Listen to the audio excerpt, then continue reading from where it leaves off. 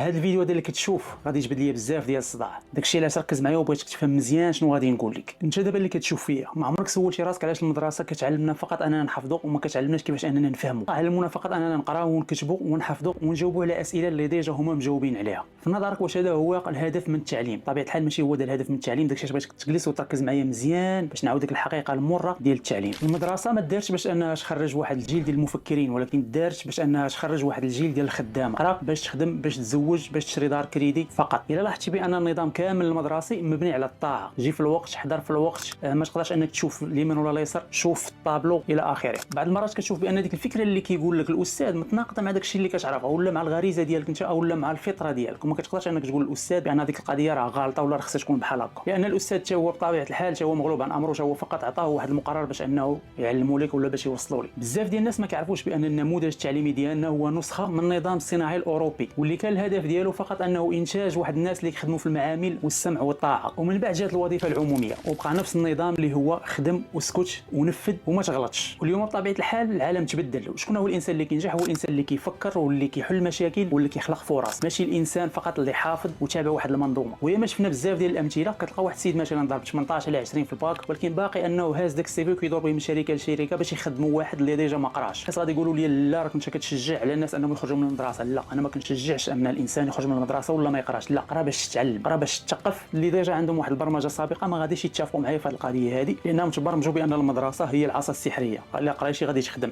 فبالعكس شوف بزاف ديال الناس موراك، الناس ما قراوش كتلقاهم تبارك الله هما مخدمين الناس اللي ديجا قراو. مع العلم شوف تركز معايا مزيان، ما كنشجعش على ان الانسان يمشي يخرج من المدرسه، ما كنشجعش على الانسان انه ما يقراش. شوف قرا باش تفهم، باش تثقف فقط. ديك الساعه سير شوف شنو انك دير. الا بقيتي كتسنى ان الدوله تخدمك، الدوله ما تخدمش 40 مليون نسمه ولا 30 مليون نسمه ما تخدمهاش. لا، الرساله ديالي واضحه، هي دخل المدرسه، قرا، تعلم، فكر وشك وخرج من الصندوق، دير شي حاجه ديالك. الله المعين. السلام عليكم.